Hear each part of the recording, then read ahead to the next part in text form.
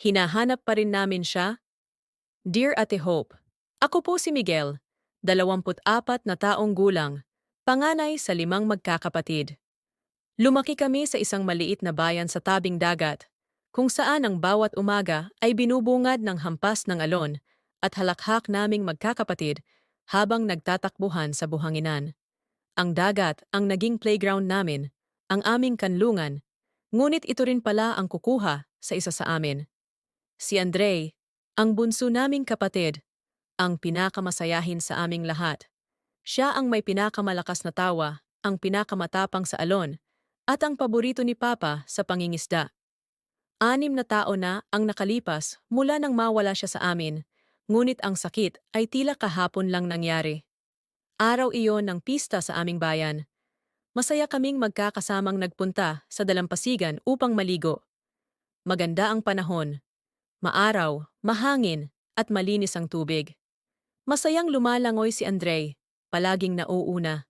Palaging naghahamon kung sino ang pinakamabilis. Sa isang iglap, biglang lumakas ang alon. Isang sigaw ang pumunit sa aming kasayahan. Isang sigaw ng takot. Si Andre! Nahila siya ng alon at nawala. Nagkagulo kami.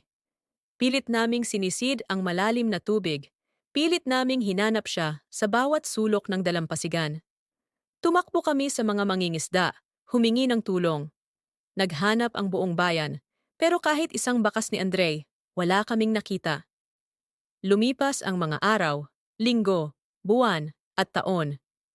Hindi namin alam kung anong mas masakit, ang makita siyang patay o ang hindi siya makita kailanman.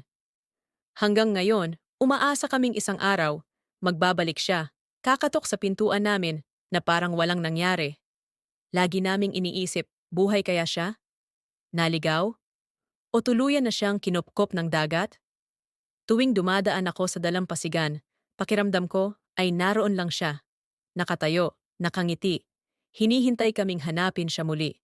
Mahal namin si Andre, at kahit sa ang sulok ng mundo siya naroon, sana alam niyang hindi namin siya kinalimutan. Hanggang ngayon, ipinagdadasal namin siyang makauwi.